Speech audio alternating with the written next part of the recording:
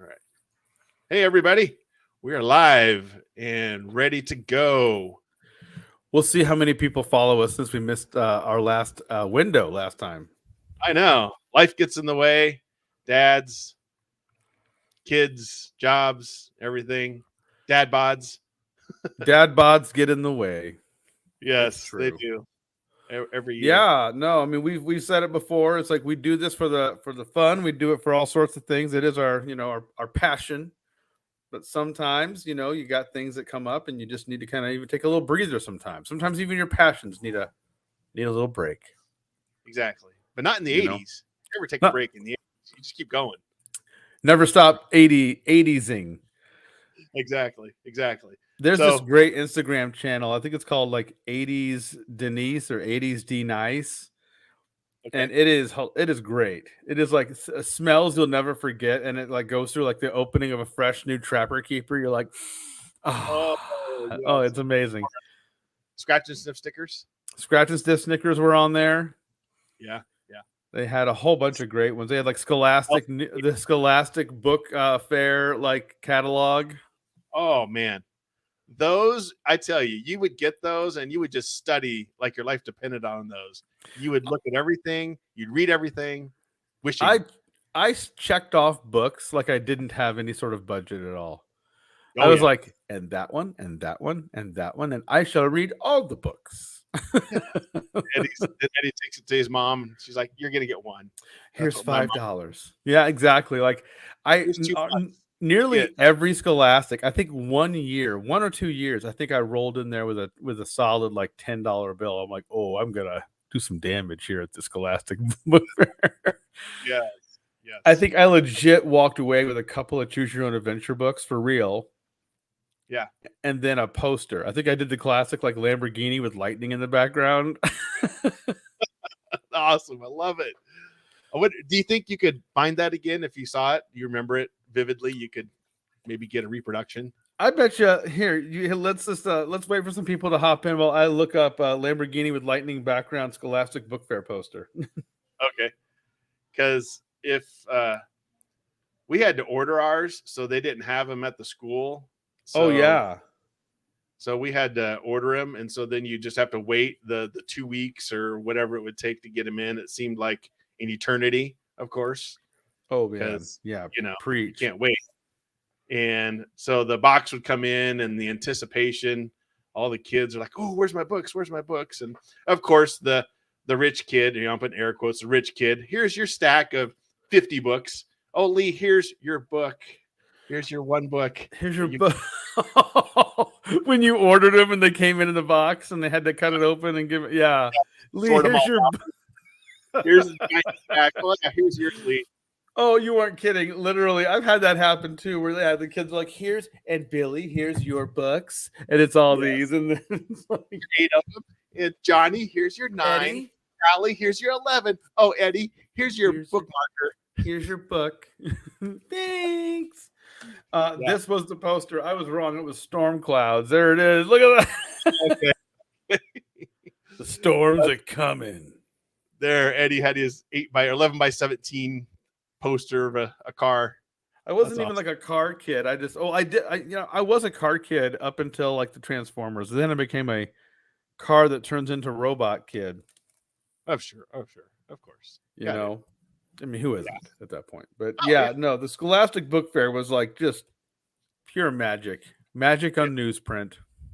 Oh, those catalogs, man. Like you said, you spend a lot of money on that catalog virtually or in In your your imagination. mind, yeah. I don't know why I didn't learn like that. That's maybe the optimism of childhood. You're like, this year's different. I'm going to This get this. year, I'm buying all the books. I'm getting all of them. And they just Two had you sold. copies of Super Fudge. Thank you. They had you hook, line, and sinker, man. Those covers and the little catchphrase or the what do they call it, the copy or whatever you call it, the Oh description. yeah, the review of the book. They just suck you in. Oh man, I remember one Scholastic Book Fair. I got one of the Indian in the Cupboard books. Oh, yep. Remember those that book series? Oh yeah, yeah. He had like a magical cupboard. Whatever toy he put in it came to life. Yes. Uh-huh. I was like, man, Oh, I liked Encyclopedia Brown books. I like the mystery ones. Those are always fun. Encyclopedia Brown was a good one. Oh man, I think it was towards the end. The Where's Waldo book started popping up. Remember those? I was like, oh Yep. man, 90s. Yeah, yeah, like early '90s even. Sure. But definitely. That was one of the biggest gyps in high school. You're like, so when's the Scholastic Book Fair? Doesn't happen, you child. Get out of here. Yeah. Those were good times, man. Those catalogs, they knew how to market to children. Oh, yeah. Send these to the kids. They'll all buy them. Yeah, it depended on the school I was at, because some schools you'd go to, like you said, you had to order it and legit wait. And other ones, man, that Scholastic Book Fair was at your school. Like, it opened up. You're like, the library got turned into a Walden Books. You're like, wow. Oh, man. Yeah, they knew how to market to kids. I'm telling you. I never knew I needed a lenticular bookmark as bad as I do. Yes. Like I said, the peer pressure. Well, Johnny's getting $10 worth of books. Why can't I get $10? And exactly. And the classic, like you're like, Hulk, Bruce Banner, Hulk, Bruce Banner. Those lenticular images. Yes. Oh, so good. 3D. Well, not 3D. They were the lenticular. The holographic. Lenticular had those like lines, had two images on it when you like rotated it. Yeah, it's like sandpaper. Yeah, so good. Oh yeah, exactly. You could do a little wrap on it. It's like corduroys, but for the hologram. Corduroys. Holographic corduroys. That's the new secret word here on Uchoosepodcast. Does that mean you can make your corduroys turn different images, I wonder? Yes. If we came up with it, we should copyright that right now. Copyright holographic corduroy. Well, that'd be the only way you'd probably be able to wear them now, because we were forced to wear them as children. Dude. Get your corduroys, Mom. Go. It's church. It's Sunday. Go get your good corduroys. For some reason, corduroys were reserved for like special occasions. Yeah. Yeah. Weddings, funerals, church, VBS, or whatever. Fill in the blank. Yeah, you weren't rocking the corduroys on just a regular old Tuesday. It was like picture day.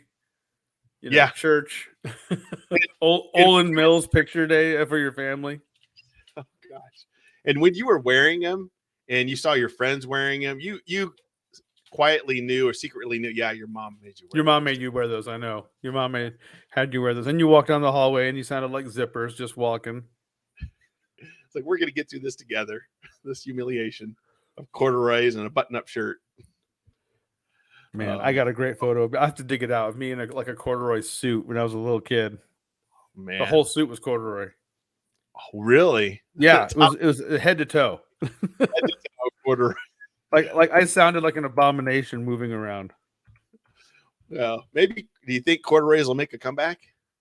I mean, I hope so. I mean, what did we suffer for if it didn't come back? Oh man, just think of mullets and corduroy come back at the same time. Mullet corduroy. That's a new band, Mullet Corduroy. Well, shirts, Eddie. The book we're doing today. Again, this is 100 years in the future, but we're wearing a belt and our shirt is still tucked in. So, in the future, all good boys wear corduroy and tuck their shirts in. And they tuck our shoes or our jeans into our shoes even. I mean, we're taking it to the next level. Listen, I'm not getting bit by no snake. I'm not getting ticks in the apocalypse San Francisco. I'm going to wear mom approved anti-tick corduroys tucked into my boots. And tucked into my boots because we have a belt on. So you got to look nice. You got to look presentable when you go out. And since we invoked the Scholastic Book Fair, it'd be good to point out this used to be the property of one Matthew. Is that Wegner? Wegener, yeah. I remember last time I went to school. 1986. So I kind of wonder if this is his book. I should look 86. Him up. I was 9 years old. How about you, Lee? I would have been 12. Yep. I was an old man. I was already in the career path for 3 years by this point. Yeah, at 12 years old in the 80s, you were already already had you working in a metal shop with welding goggles on. Well, no, we wouldn't have had goggles. You don't have safety. Goggles are for weenies in the 80s. No gloves, no goggles. No gloves. Kid We, missing we, a finger. You know he's a professional. we would inhale this acetylene. We drink that for our breaks. We put that in our Ozone is for winners, kids. acetylene in my coffee. Ooh. We liked it. All right. So are we starting off at page 1? Are we hopping right to 9? Is that what we said? Well, we our first. So just to let everybody know, we're going through this the second time, and so when we get to the first decision, we will go the opposite direction. So last time we went to page 9, so we'll go to a different page at this point. So we'll go ahead and get started on page 1. And again, like we talked about last time, in typical Choose Your Own Adventure fashion, we are the chief of operations at 9 years old, because Look at this kid. who doesn't put a 9-year-old in charge of half of an entire country? He's like, my first instinct is to say no to a 9-year-old running the chief of operations position. But I got a feeling about you, 9-year-old kid. You got something I like. You got some moxie. I like it. And like it. And we're confident. You can tell. I like the way your pants are tucked into your boots. Yes. You're hired. Your corduroys or something else. Yeah. I think your mom was right. Having a tucked in shirt and wearing corduroys will get you ahead in life. You might be 9, but you got crow's feet. I could tell you got some stress in your life. If not, you will by the end of the month. Gray hair and crow's feet. Yeah. 9. Yeah. All right. Wheelchair by 13. You want me to start this here? Yeah, go ahead. You are chief of operations for all activities outside the borders of Tertalia. Tertalia is a democratic country that was formed in the early part of the 21st century after domestic and foreign wars split up what was then called the United States. Tertalia is made up of the former mountain states north of Arizona and the northern plain states extending into Canada. Its capital, Canada's still fine. Yeah, Canada's still Canada, by the way. We're all right. We're okay. Its capital is Denver. Tertalia is bordered to the south and east by the hostile totalitarian state called Dorado, to the west by an untamed land, and to the east by a haphazard jumble of quarrelsome states called Rebellium. Ooh. In Rebellium, we have one export. Rebelling. We rebel. When you went to high school, you got a diploma in rebellion. Exactly.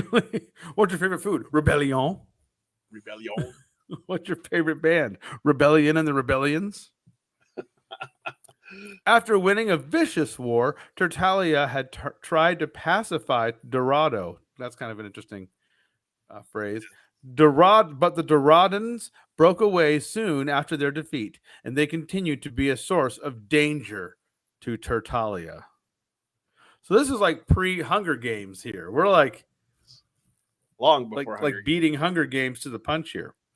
It is. You're one of the true Tertalian heroes. You tucked in the corduroys of all the soldiers. All the soldiers. During the difficult Doradan Wars, you led a secret mission to Dorado to obtain their invasion plans. You succeeded on your 8th birthday, and Tertalia foiled the Doradans in their attempted takeover. You wear with pride the gold and silver ribbon, symbol of Tertalia's highest respect and love. Only 2 others have the right to the ribbon. Neither is alive, because you killed them. Killed them both. The year is 2041. Oh my God, Lee. We're close to this reality. We're only 28 years away. Wow. In the 80s, 2041 may have been 1,000 years away. That's how we were like. Yep. You were 9 in 1986. You're like 2041. I'll be dead. Yeah, exactly. Even 2023. I mean, even when I was a kid, the year 2000 seemed like an eternity away. I know. And when you got into the mid 90s, you were like, oh my God, it's only a few years away. And you're like, yeah, man, it's just not the same thing here. Yeah. The year is, let's see here. The year is 2041. The Doradans have been strangely quiet for the last 2 years. A sure sign of trouble, you think. It's your responsibility to find out what's going on outside Tertalian borders and to prevent any new attacks on your country. Not long ago, you sent two of your best agents, Mimla and Matt. How come Matt made it through to the apocalypse, but Mimla's a new name? I know. Go figure. To check on the situation in the untamed land west of Tertalia. The land, once called California, what a weird name that is, Oh, has been the scene of vicious guerrilla-style fighting. I hate it when monkeys fight. I know. Why do Great they have apes, actually. I shouldn't say monkeys. exactly? And it's hard to follow what's going on there. Tell me about it. The gorilla. Exactly. It's gorillas running around. Initial Why? reports from Matt and Mimla indicate that the Doradans might be working with some of the Californians, planning to use the area to stage a new attack on Tertalia. But your agents have failed to make their last 3 radio contacts with operations center in Denver. When last heard from, they were some 100 miles due east of what used to be the city of San Francisco.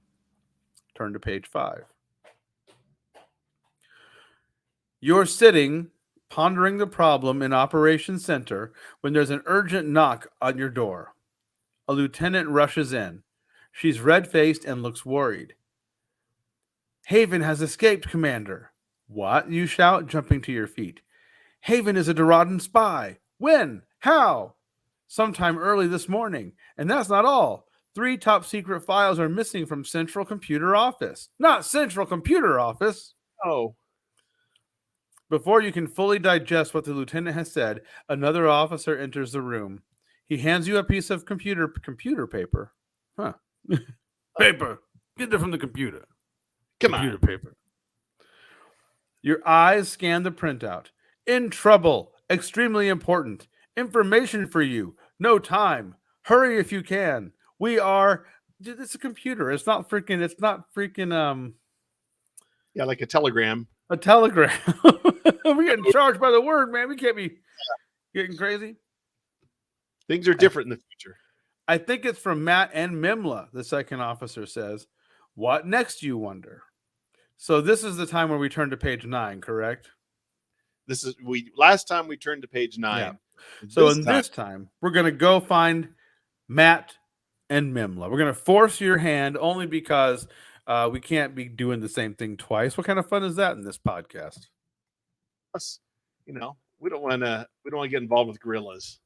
Hit folk duet from actually this is in the future, from 2019. Matt and Mimla sing the hits. Gorillas on your doorstep. Dorado, we're gonna shoot you. Oh no, not shooting, not gorillas. Don't give the gorillas guns. Don't. What world is this? We love gorillas. This is a very interesting story, similar to Hunger Games. It is. Yeah, I know. I'm noticing parallels here. You got little 4 different countries. It's going to be interesting. All right, I'll take this one. I'll handle Mimla and Matt, you say to the red-faced lieutenant. You notice red-faced lieutenant never gets a name. I know, right? That's not fair. Yeah, I guess we're so arrogant. We're like, I'm not even going to give you a name. I'm just going to call you. You don't even get a name. You're a red-faced lieutenant in my mind. That's not nice. No. Get Captain Von Muschiker over there here. You go. Right. She'll take care of Haven and the files. He's a fool to think he can escape. Yes, Commander, the lieutenant replies. She and the other officer exit your office. Moments later, Captain Von Muschiker snaps you a smart salute. She stands at attention, waiting for your instructions. You tell her about Haven's escape and the missing files. Captain, take any people you need, you order, but get Haven and those files. I have faith in you. Remember, time is of the essence. Go to it and good luck. Yes, Commander, we'll do our best. It will have to be more than, I love this. It will have to be more than your best. You must recover the files, you reply. Wow. I'm just looking for the Vader choke. More than my, maybe your best is not good enough. Yes. We're just kind of like, yeah. That's how, listen, remember, man. They got the medal, aren't alive. This is why. Exactly. Man. All right. As the captain leaves, your lieutenant enters. Have we got a fix on where that message from Matt and Mimla came from, you demand? Yes, Commander. 100 miles east of San Francisco. The transmission was cut off before they completed the message. Okay, get the new motor glider ready. I'm going after them, you say. By Be yourself? sure to wear some flowers in your hair. You're going to need them on your grave. Because you're going to San Francisco. When you're going to San Francisco, wear some flowers in your hair. You ever heard that song? No. It's an oldie. It is an oldie, huh? Okay. You can't. They won't let you in the city if you don't have flowers in your hair. I thought maybe it was track 2 on your album. It is now track 2 on Matt and Mimla Sing the Hits. Matt and Mimla Sing the Hits. If you're going to San Francisco. All right, here we are, page 15. Yes, you answer. I know the president and the peace coordinator have ordered me to give up solo missions, but this is different. It's the kind of mission I can do better on my own. And the information our agents have uncovered may be vital to us. The president can reprimand me when I get back. Yeah. If you get back, the lieutenant replies. Wow. Ooh. Little insubordination here. Enough of that kind of talk. I'd better get going. You feel a slight tug of fear as you leave the security of your office in Operations Center and head for the airfield. That's the worst kind of tug. Yeah. The tug of fear. The tug of fear. Oh, is that another song on another song? Matt and Mimla, Tongue of Fear. Tug of Fear. It's been a long time since you've gone on a solo mission. At the airfield, you pick up the survival kit bag you keep prepared for just such occasions. Ooh. As you stow the kit bag in the sleek new 3-person motor glider, you feel the thrill of excitement. It's good to be back in action, you think. 15 minutes later, you clear ground control and climb out into the blue Tertullian skies. The plane responds well to the controls. I like how, so it's not just blue skies, it's blue Tertullian skies. Is it different shade of blue? We own the sky in Tertalia as well. We own the air and the ground. And the worms beneath it. Are we the bad guys? I feel like we're the bad guys. I think we are. The plane responds well to the controls, and you gain altitude rapidly. Soon, you're heading for the northern part of what used to be called California. Your airspeed is 120 knots. The wind is from the northwest at 10 to 15 miles per hour. You calculate the ETA for 8 hours from now. Even though you're chasing the retreating sun, you lose night. You lose. Let me start over. Even though you're chasing the retreating sun, you lose night envelops you and the land. Only on the distant horizon is there an aura of yellow and crimson. Then that too is gone, and clouds play games with the stars. Below you stretch miles of darkened land. Occasionally, flickering lights appear, probably fires at campsites. But you're not sure whether the fires are from rebel bases, Doridian army outposts, or the camps of hunters or sheep herders. Finally, you're over the area where Matt and Mimla's last message was broadcast from. To the west, you see the blinking lights of yet another campsite. Beyond is San Francisco. In what remains of San Francisco, there's an underground network that was established several years before. Maybe someone from the underground could help you search for Matt and Mimla. All right, so here's our decision point.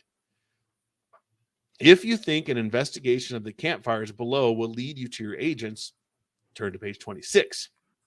If you decide to try to contact the underground, turn to page 23.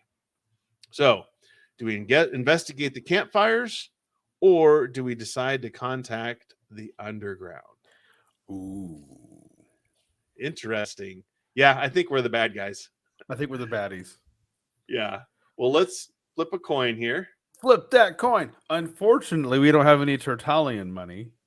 No, I've got an Indian rupee, though, which has based on one side. So it does. Well, there you go.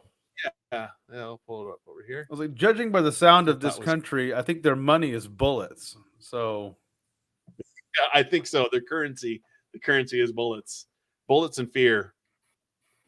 I think is that a drink? How many bullets is that? Wow. Okay. Bullets and fear. That's the hidden track on the Matt and Mindy Sing the Hits. Bullets and fear. Just all right. So call him bullets. Just call me Fear. We If you're don't in Tertalia, you better stay near. know. All right. So the heads is thumbs up, which is page 26. Tails will be 23. So let's go. Tails, page 23. 23. We're going to decide to contact the underground. We're going underground, folks. We own the skies and everything underneath it. Under the ground, too. At your present airspeed, you'll reach San Francisco in an hour. Tertalian intelligence gave you the name of a man there who may be able to help you trace the actions and movements of Matt and Mimla. He might even guide you to the area where Matt and Mimla transmitted the last message. There's a slight headwind, but the flying is easy, because everything is easy for me. Oh, yeah, because we're the best. The campfires below fade from view.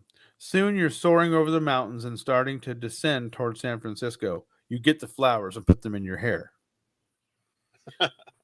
Reports in Tertalia have indicated that San Francisco and its surrounding areas are divided into 3 hostile segments. Hostile? What? What about the No. flowers? Yeah. Come on. A gang of criminals called the Corporation maintains control of the central part of the city from the docks to the top of Telegraph Hill and out to the Golden Gate Bridge, or what once was the Golden Gate Bridge. Now it's a simple jumbled concrete, metal, and cable on either side of the bay with no bridge spanning the shores. Oh man, everything is wrecked. Come on. Nothing works in the future. The corporation is a mixture of military people, gamblers, and drug dealers, and is headed by the president of a famous high-tech company. Steve Jobs? This this book predicted Elon Musk. Elon Musk or Bill Gates? I don't know. Exactly, all of them. All of them. He has turned his creative genius to the organization of political power over a once populous and successful city. There is apparent madness in his appetite for raw power. That's awesome. Turn to page 38. They said apparent. They didn't say total. That's true. 38.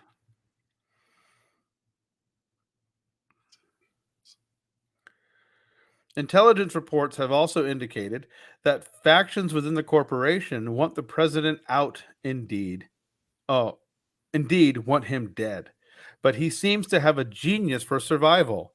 He's unpredictable, unfair, and brilliant. That's awesome. There's two of those 3 have been used to describe me and Lee. Unpredictable. Unfair. The other 2 groups in and around San Francisco are resistant groups fighting the corporation. They vie with one another for the support of a dazed, poverty-stricken, and frightened population. One group is called the Rebels. The other, what do they belong to Rebellia? Yeah, Rebellia. They might. The other changes its name about as often as the weather changes. Your contact is a member of the Rebels. The airport for which you're heading is in a disputed area. Since your plane can also land in a small field, you decide against trying the airport and instead look for the playing fields on the Berkeley campus. The university is closed, of course, and it lies in the district of San Francisco Bay, reported to be under the control of the rebels. Turn to page 43. Look at this hopping out of the plane like it just means nothing. Yeah, this piece of cake. On page 42. Minutes later, you spot the football field and decide from a careful check that it's probably safe to land there. You don't try making radio contact. The landing is easy because you're awesome. Yeah. The plane comes to a stop at the midpoint of the field. No one is about. You climb out of the cockpit, grab your kit bag, and head out to find the man named Jeremy, your rebel contact. Turn to page 89. Jeremy. A little bit of hopping around here. Yeah, the illusion. My choose your own adventure sense is tingling. Yeah, I have a feeling Jeremy might do us in. I mean, well, or we might do him in. Someone's getting done in. Someone's getting Physically, the part of Berkeley near the university seems pretty much unchanged, but many of the homes are abandoned, the people having fled to the country afraid of the fighting between the three hostile groups. You have a year-old map of the area provided by Tertullian Intelligence. In the morning, you should be able to locate Jeremy at a restaurant called the Hungry Pelican, where he works. The world might be crumbling, but there's still a place and time for restaurants. That's right. Named the Hungry Pelican. You decide to spend the hours until daylight in one of the abandoned houses. Once inside, you sit down and pull out your map. But before you could even open it, the strain of your long flight overcomes you because you're not as awesome as you thought you are. Yeah. Your eyes close. Turn to page 92. When you wake up in the morning and the fog is across the bay is beginning to lift. It's a beautiful day, but you feel lonely and sad as you walk along the empty, quiet streets. Wow. You locate the I thought I drove feelings out of my body years ago with this new ribbon I got. We don't have yeah. After I killed my friends. After I betrayed my friends, I thought I got rid of my feelings. You locate the Hungry Pelican. It's open for breakfast, and 12 or 15 people are huddled over a counter. When you enter, the babble of voices ceases immediately. Slowly, faces turn to look at you. You nod a greeting, yet the silence remains unbroken. If you decide to take a seat at the counter, turn to page 53. If you decide to back out and wait for a better time, turn to page 96.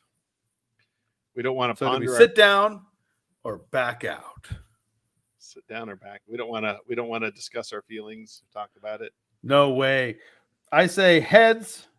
Heads if we're going to take a seat. Tails if we turn tail. Okay. Tails if we turn tail. Let's flip. Heads. Ooh.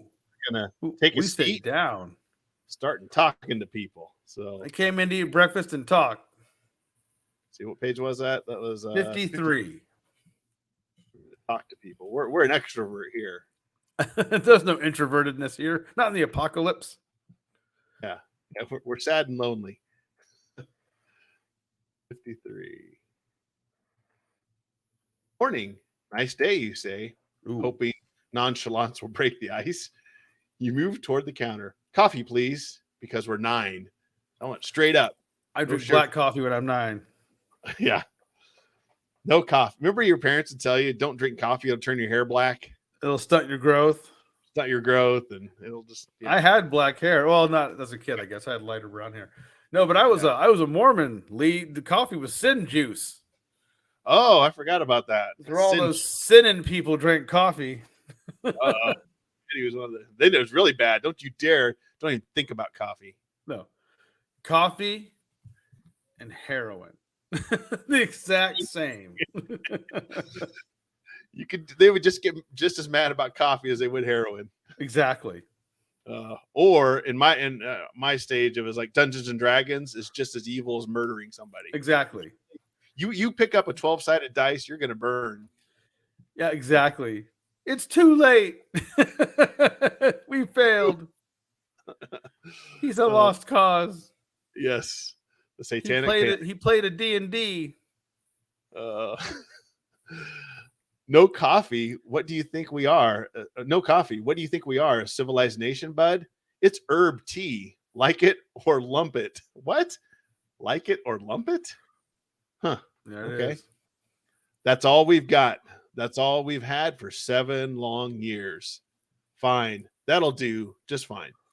You sit huddled over the strong or aromatic tea. Finally, could you drink tea as a Mormon, Eddie? Tea from a leaf, yes. Okay. No, herbal tea, yes. Not tea from a leaf. Oh, okay. Okay, herbal. All right. So this would have been fine. This would have been okay. Okay. Yeah. All right.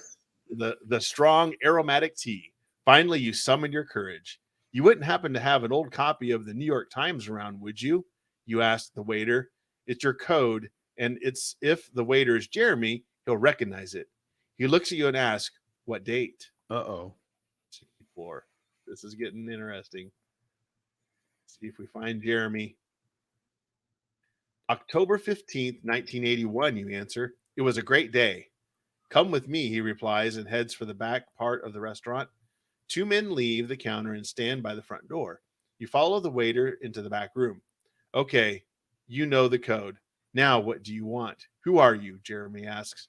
I'm Tertullian. I want information on Matt and Mimla, my agents. Are they safe? Where are they? When were they last here? When were they here last? You ask a lot of questions for a stranger. If we help you, what do we get? Will Tertalia join us against the corporation? We're desperate now. All right, here we go. If you decide to pledge to work against the corporation, turn to page 61. If you bargain with Jeremy and avoid pledging direct Tertullian aid, turn to page 81. So work against the corporation or bargain with Jeremy and avoid pledging direct Tertullian aid. Wow, we've gone from spy to diplomatic UN member guy. I love it. Yes. I say we reverse this. I say we go tails, heads here. Tails, if we pledge to work against the corporation. Heads, if we bargain with Jeremy. All right. Heads. Bargain heads. We're going to bargain. 81. Page 81 and bargain with Jeremy. Bear with me here. I'm not really empowered by my government to commit us to armed involvement here. I'll see what I can do, though, you reply. Jeremy slams his hand down on a wooden tabletop. No guts. Okay, we're fighting for our lives, and you talk like a lawyer. We don't need you or your kind. Beat it and good riddance. He turns and leaves. What next, you think? What next? Hey, wait a minute, you call after him. Don't be so hasty. Let's talk. I'm 9. Maybe we can work something out. You hope Jeremy will be reasonable. He turns, comes back, and looks you in the eyes. That's what your friends Matt and Mimla said. And what did we get? Nothing but trouble. You want us to provide. You want to prove to us that you and Tertalia will help? Then go to the corporation and negotiate a truce. That is, if you have the guts. Classic. Man, all we're missing is double dog dare you. I double dog dare you to go talk to Tertalia or the corporation.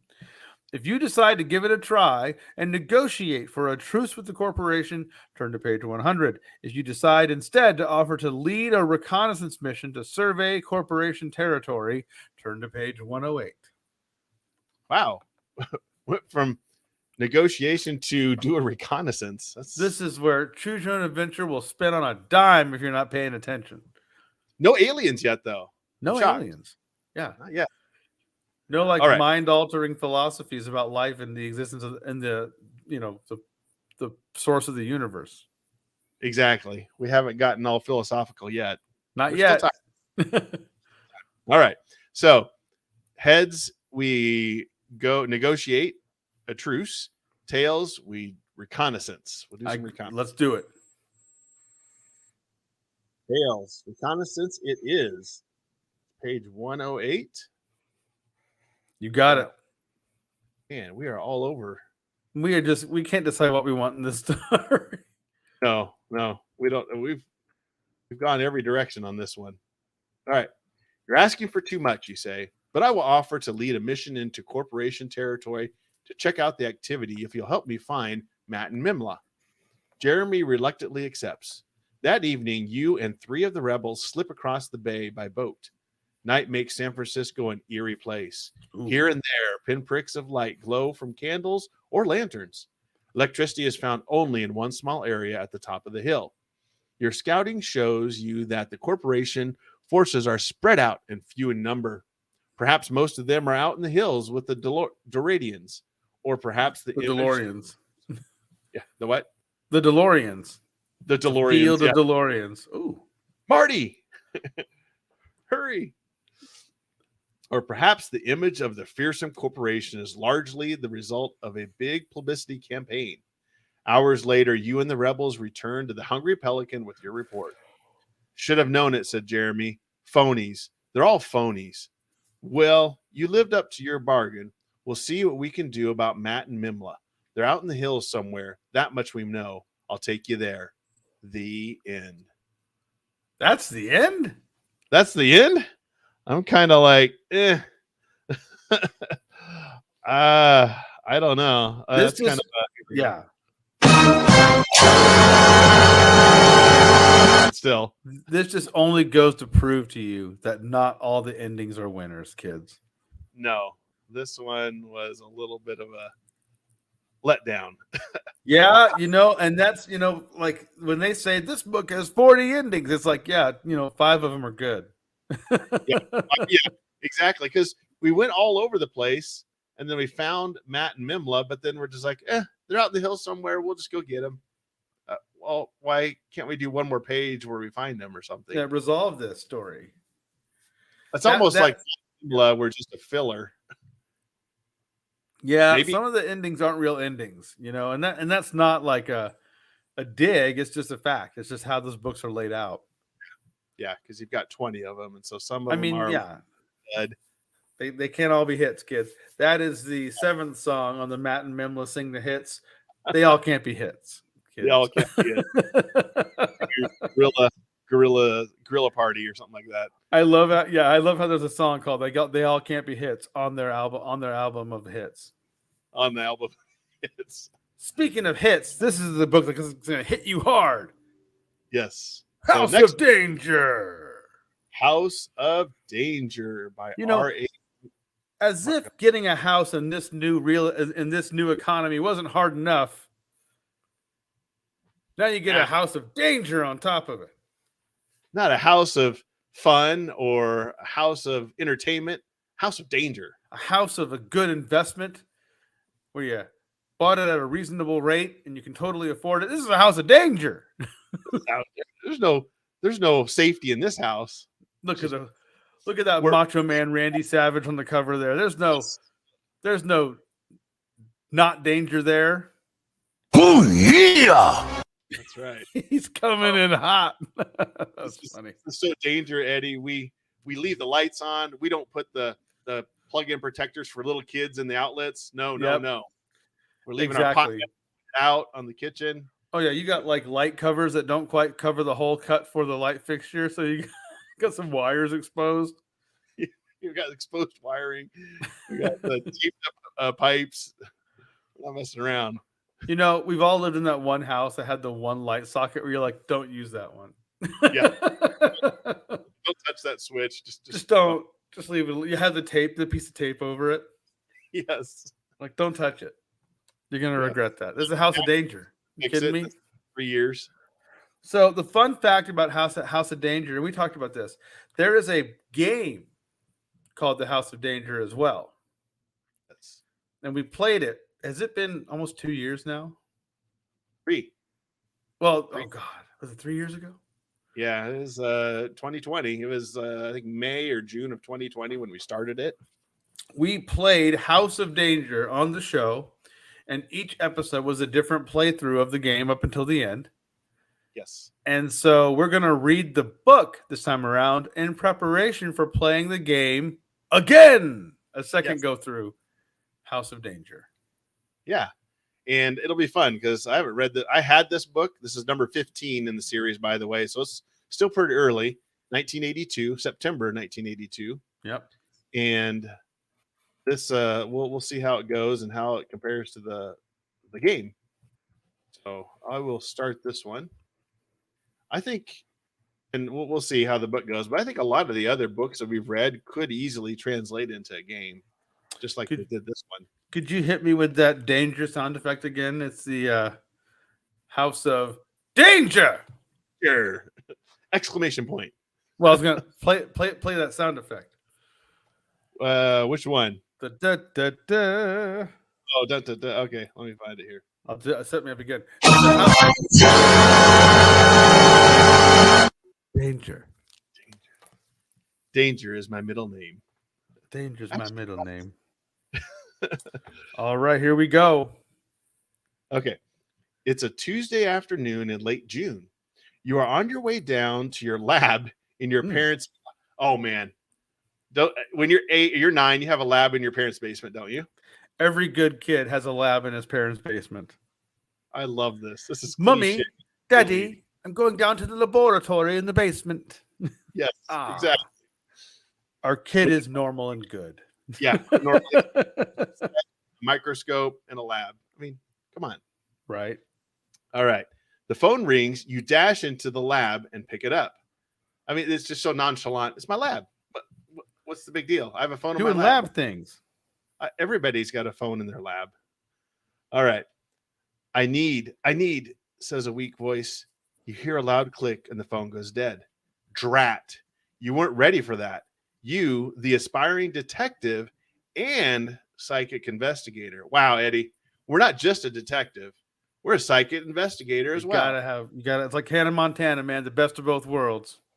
Yeah, you got to do both. Caught off guard, you slump down into your chair. That voice really sounded desperate. You look around you. The heat of the day has not penetrated your combination office and research laboratory. So we have an office, a research laboratory, we're a detective and a psychic investigator in 2 paragraphs. All out of our parents' basement. All out of our parents' basement. We better be paying rent. That's all I'm saying. $10 says we pay rent. We pay rent. I guarantee Gotta pay it. rent now. I mean, come on, you're running a whole business out of here. Yeah. You look around you. Let's see. You're surrounded by the tools of your trade: infrared activated floodlights, high-speed movie cameras, and night ropes among them. 2 large bookcases stretch from the floor to the ceiling, crammed with titles that would drive the timid from the room. Murder in Fun, Ghost and Ghouls, and Corpses I Have Known, to name a few. Oh man, Eddie, that's awesome. We're real fun at parties. Yes, we are. The phone rings again, and this time you're ready. You pick up the receiver before the first ring dies out. At the same time, you switch on your tape recorder, your electronic phone tracer, and your electronic phone tracer. You note the time, 2:42. Hello, you say. Help. I need your help. Turn to page 6. Who are you, you ask. What is your name? I'm scared, the voice says. They're after me. Get a hold of yourself, you say. Ooh, I can help you if you give me your name and address. They've got me. They've got me. Click. The phone goes dead again. This time, however, you were prepared. In the few seconds that you've been talking, your telephone tracing device, which operates in milliseconds, has already found the number of the other phone as well as the name and address of its owner. 483-725 Henry Marsden, 1100 Hedgebrook. You copy this information down in your notebook. Something about this call is nagging at the back of your mind. Is it that this call reminds you of your spider ghost case? It too started with a mysterious phone call, even though you were quite young, 8 years old. I was 3.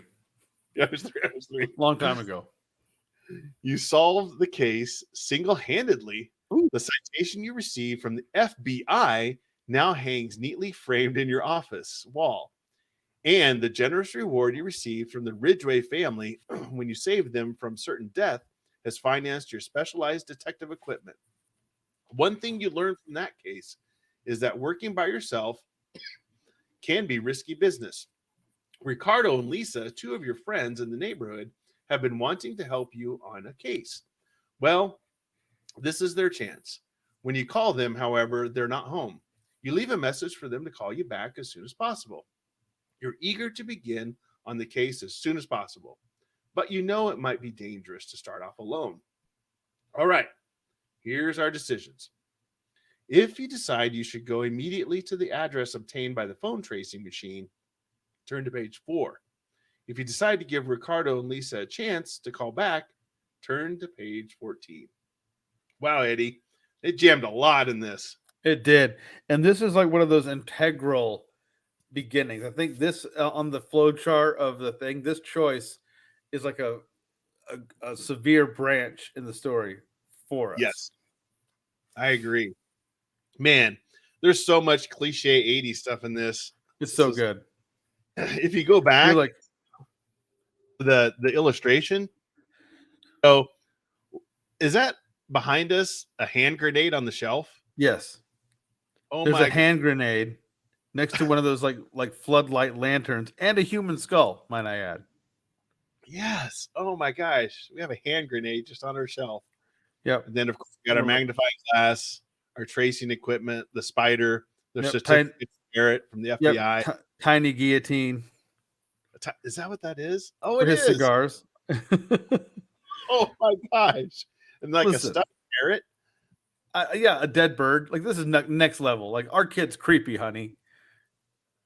He might be 9, but he's 40. He's 49 in his soul.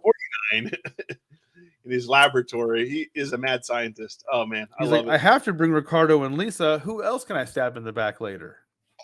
I mean, this just checks every choose your own adventure cliche in about 4 pages. This is getting all the boxes. Oh yeah. There's no way it's not getting all the boxes. So yeah, I say we do classic heads tails here. Heads for go immediately, and tails to go give Ricardo and Lisa a chance to call back. All right. Tails. 14. Ooh, giving our friends a chance. Chance so we can stab them in the back. So turn to page 14. You decide to wait. You want Ricardo and Lisa in on the case so you can betray them later. Mm-hmm. And you want to do some thinking before you rush off. Henry Marsden. Henry Marsden, you think to yourself. The name keeps going around and round in your brain. You heard it or read it somewhere, but you can't quite place it. You are an avid history buff because you're 1,000 years old. Because we're just so smart.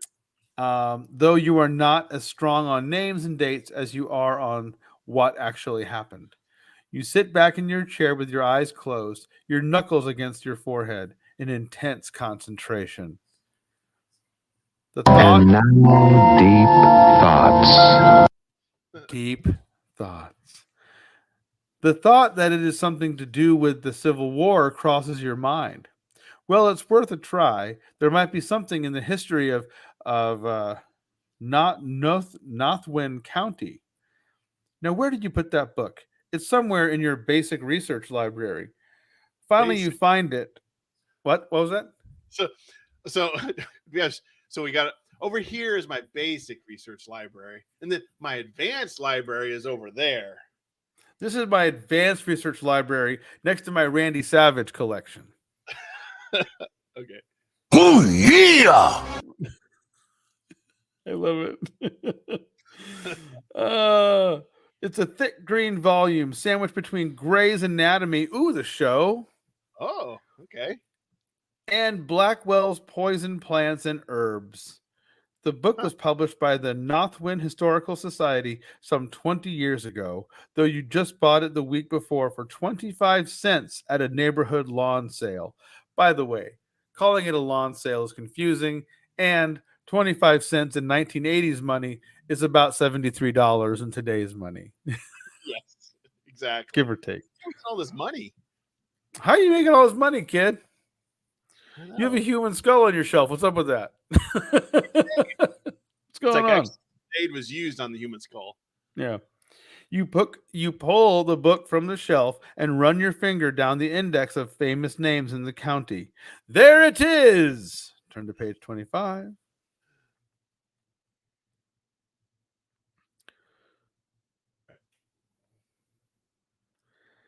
Marsden Henry, page 93. Your heart beats a bit faster as you flip to the right page. The book gives a short biography.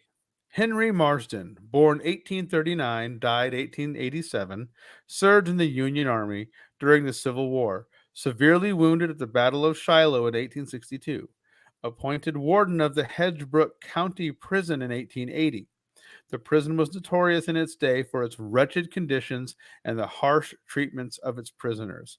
Contemporary accounts say that it is likely that Henry Marsden was killed in the fire that accompanied the prison riot in 1887. His remains were never recovered. Ooh. Local legend states that he was murdered by the rioting inmates of the prison and that his ghost haunts the ruins of the prison to this day. Turn to page 26. You are so engrossed in reading this account that a rap on the window makes you jump. It is Ricardo and Lisa. You let them in and give them a quick rundown of the case so far. They both read the account in the history book and your notes and listen to your tape of the phone call. This is really strange, says Ricardo. How's that? Asks Lisa. The name of the warden and this guy who called are the same. Anyone can see that, says Lisa. Okay, now I want you to guess where that prison was, asks Ricardo. I know because my dad and I were driving by there one day and he pointed it out to me. You're on, says Lisa. Out on Hedgebrook Road on the north side. That means, says Lisa, that, right, you say, that either Henry Marsden is still alive or we've got a ghost on our hands. Whichever one it is, we're on to one heck of a mystery. What should we do next? If you decide to go to the site of the old prison, turn to page 17.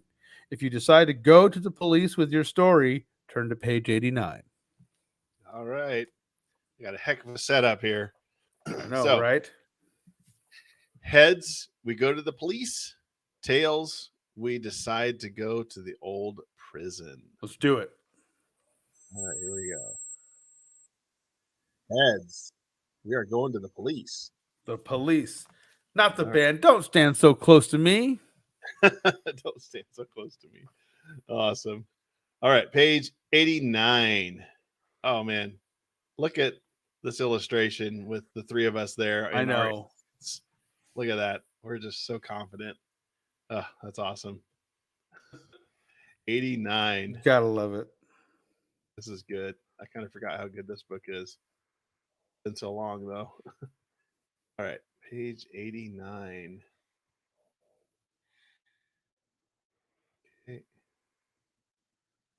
Three of you jump into your car and drive down the. Wait, in our car? So we're 9 We were 9 years old. What's going on here? and a lab. Oh man, that's This awesome. doesn't make any sense. Yeah. The three of you jump into your car and drive down to the Hedgebrook police station. You ask to see your old friend, Sergeant Morrison. He is glad to see you. You introduce your friends. You tell the sergeant about the telephone call and about the information in the history book. I think you should tell all this to Detective Murphy, he says. There's definitely more to the old Marsden place than meets the eye. Detective Murphy turns out to be a pipe-smoking, middle-aged man in There a you go. tweed jacket. Ooh. Looks more like a college professor than a detective. I already have a file on the Marsden place, says Detective Murphy. That house has been deserted for years. I've come to the conclusion that it is haunted. Now I know that sounds unscientific and unprofessional, but it's the only idea I've been able to come up with in light of the evidence. The house is notorious in that neighborhood. Strange lights at night and strange noises at every time of the day. You mean you believe in ghosts? Asked Lisa. I'm sure your amateur detective friend here did we just get slighted? We did. We got slammed. Yeah. I'm sure your amateur detective friend here will confirm what we detectives do not believe anything. We let the facts speak for themselves. So he's mansplaining to us. Extra spicy. Whew, a little salty there. What is that supposed to mean? Asked Lisa. It means precisely what I mean it to mean, says Murphy. And furthermore, if you like, I'll turn the Marsden case over to the three of you. Turn to page 93. Detective Murphy sits back in his chair, takes a few puffs on his pipe. For a moment, he looks deep in thought. What I want you three to do is to keep a watch on that place from a safe distance, and only during the day. Is that understood? He says. The three of you leave the police station. You're hooked. This is the kind of adventure. This is your kind of adventure. First, you go back to your house to pick up your two-way radio communicator, aka a walkie-talkie. Right. This is small enough to be hidden inside your clothing, and it has a range of over a mile when the other set is hidden under the dashboard of your car. Then you move over to the Marsden house. As you drive by slowly, you see that it is a large modern house set back from the main road. I thought only old houses could look spooky, you say. You park the car across the road and sit watching the house for an hour or so. All the windows of the house are closed and all the curtains are drawn. The front door looks partly open, though. It certainly is stuffy in the car, says Lisa. More like boring, I'd say, says Ricardo. Yeah, I think we're going to kill Ricardo. Yeah, I don't think- Ricardo's gone. Yeah. What do you say we go over and take a closer look, says Lisa. Ghosts only come out at night anyway, if there are such things. Detective Murphy told us not to, but I think we should, you say. Three of you reach the front door. It's slightly ajar and opens with a light I touch. thought it was a door. Ha ha ha. Or, ha ha. Did you? Oh, Where no. is it? And okay. You peer inside. No furniture, nothing. No sign of life. I'll go and investigate, you say. Let's keep in touch with the two-way radios. I have one of them here in my shirt pocket, and the other is in the car. When I know that it's safe, I'll radio for you two to come in. I don't know why, but something tells me this place is dangerous. You think? You step inside. Wham! The front door slams behind you. You try the doorknob. No good. It won't budge. Then you notice that there are no windows in the foyer, Oh, which good. leads to the hallway. Also without windows. Oh, well, that's why we have the extra grenade. There was no more windows to throw grenades through. So that makes sense. Yeah. Yeah. We only throw grenades through open windows. That's it. That's what windows are for. Yeah. Yet there is a strange half light coming from somewhere. The air is stifling hot. It seems to grow hotter by the minute. You try your radio communicator, but only get static.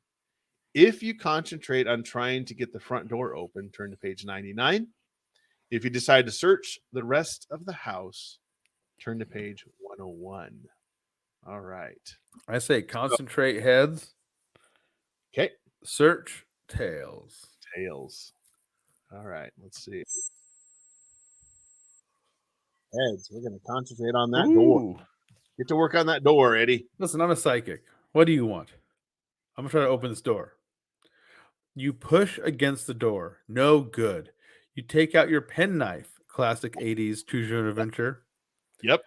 This has an especially long, thin blade that you use for picking locks. You probe inside the keyhole. By the way, when you were a kid, picking locks looked way easier, right? They were like, oh, I got it. Don't worry. I got this. I got this. Click. My friend and I, Matthew, we would practice Exactly. locks. Would you for real? Yeah, we did. That's amazing. You probe inside the keyhole to find out the mechanism, to feel out the mechanism. A little leverage and the tumbler turns. You try the doorknob and the door pulls open. But what is this? The door doesn't open to the outside anymore. In front of you is a wide stone stairway leading down into the ground. Something beyond your control seems to compel you to go down. That's a danger sign right there. Yeah. At the bottom of the stairway, you find yourself in a large underground room. In the half gloom, you make out what looks like thick stone walls. At the far end of what looks like on the far end of the room is a row of dark prison cells. In one of the cells, you see a faint phosphorescent glow several feet from the door, from the floor. The glow emits a low hum. Mesmerized, you walk toward it. The hum becomes louder and begins to change into an eerie, buzzing voice. Zzz, my name is Henry Marsden. The voice becomes more distinct. I need your help. Help. The glow begins to expand. A ghostly form starts to materialize. Oh, snap. Yes. Turn Ghosts. to page 104. I need your help. My spirit is condemned to haunt this godforsaken prison until my soul is released. You can help me. Who? Me, you ask? No, the other kid in the room that owns a business in his parents' basement. What do you think? Come on. Yes, of course you. Yes, I beg you to release my soul. I ask forgiveness. If only you say you forgive me, I will be released. Say it. Please say it. Now hold on a moment, you say, not being too easy to just dole out forgiveness. Come on. First, I need some facts. What'd you say? I'm a businessman. We don't deal in free stuff. Exactly. Now hold on a moment, you say. First, I need some facts to go on before I forgive anyone. I read the history book account. It says you were the warden of this place. That's right, I was. And the conditions were terrible in the prison, you say. But I had no money to help. I only had funds enough to give the prisoners turnip soup. Turnip soup! Ooh. And a few potatoes now and then. I ate no better, I swear it. Then why is your soul condemned to suffer if it wasn't your fault? It was the fire, you see. I set it, but I did not intend to kill anybody. I only wanted to destroy the prison. The prisoners were always ready to riot. I lived in constant fear of them. I thought they would all escape the fire. I did not know. I mean, they're locked in prison cells, dude. What do you? No. This is the I didn't know. I don't know how locks work. You're the kid picking locks. I can't pick locks. yeah, come on. I did not know any of them would be trapped inside. I died in the fire myself. Then why is your soul? I still blame myself. I cannot forgive myself for my stupidity, even if my intentions were good. Only a human soul can forgive me. All right, then, you are forgiven. That was easy. Yeah, no kidding. Turning to page 110. There is a blinding flash of light. You shake your eyes from it. You hear, thank you, thank you. The image of Marsden is gone. You run up the stone stairway and through the door at the top. But as you do, you find yourself running outside, smack into Ricardo, Lisa, and Detective Murphy. You almost knock them down. There's the backstabbing. There we go. We almost got it. I thought I told you to just watch the house from a safe distance, says Detective Murphy, very sternly. But anyway, I'm glad you're all right. You are all right, aren't you? I sure am, you say. I just released a soul back into the netherworld to not be trapped on Earth anymore. I'm a hero. I don't think we'll be seeing any weird lights from this place from now on. The end. And But in his hubris, there were strange lights in the house of danger. Ooh, ooh, ooh, wasn't too bad. That wasn't bad. It had a resolution. Yep. We helped save a ghost. We didn't turn into a baby, apparently. No, and I want to go back to some of the books on our bookshelf. What was that? I was gonna go back to that. I thought it was interesting. I think there's 20 endings on this one. Well, and this one is interesting because and this is why the game was so cool because it like the endings are all this like there's like different paranormal things happening in this house. Oh yeah, It's not just one thing. I think that's what made this book so you had lots of different options because it was so all over the place and you could do anything, anywhere, anytime. Right. It wasn't just a singular ghost story. It has a lot of weird stuff going on. Okay, so our two large bookcases had titles that would drive the timid from the room: Murder in Fun, Ghosts and Ghouls, and Corpses I Have Known. Yeah. Is that what you got? That's what you have in your library on your e-reader, right? It is. I have a hard copy of Corpses I've Known right here. Yeah. Yeah. From your Scholastic book fair. I keep it handy. You never know. You got to update it every so often. Yes. New corpses all the time. So we need to get that on our you down on your reading list, on your Amazon reading list. Corpses I've Known, Ghosts and Ghouls, Murder in Fun. Oh man. I bet you just one of those books will put you on a watch list somewhere. You're like, oh, okay, finally. We got him, boys. these Corpses I Have Known. Yeah, Corpses I Have Known. On a lot of these books, they always had you on your desk because I don't know, maybe when you were a kid, you kind of liked that accoutrement. You'd kind of set up your desk with all the little cool, the magnifying glass, the pen light, and the pen knife, and all your little gadgets. And If I could show you my desk now, you would agree this is not much different than this. Okay. Weird books, weird tomes, if you will. ancient things. A tiny Castle Grayskull just sitting here. What's happening? See, you're just missing your hand grenade and a human skull. Oh, dude, I have a skull, a Castle Grayskull. Well, there you go. I got a Robin Hood. What are you doing? Kevin Costner. Yeah. You may not have Corpses I Have Known on your shelf, but you got a Kevin Costner. Kind of the same thing, right? So, all right. Well, hey, we went through those 2 books, and next week, or not next week, 2 weeks, we'll start the game. I just wanted to kind of go through this one so we could kind of get a feel of what the book was like. We may have to go through the book again, though. I don't know. We'll see. My thought is let's go through the book one more time, and then maybe we just go right into the game. See what kind of ending that we get. And do the game for 20 minutes, half hour, and then go from there. Yeah, okay. This one has gorillas or orangutans too. What is it with There's gorillas? Dude, there's a chimpanzee army in here. There's aliens. There's portals that take you to different places. I mean, this House of Danger truly is dangerous. Yes. All right. Well, hey, thank you everybody for listening, watching. You can go to uchoosepodcast.com. That's the letter U, choosepodcast.com for old episodes, ways to get in touch with us. Like I said, we do this every 2 weeks. So check it out. There's also, you can email us, go on the social medias, all sorts of things. Get in touch with us. Let us know what books you like. We also go through Choose Your Own Adventure adjacent books. So we're not above going to those as well.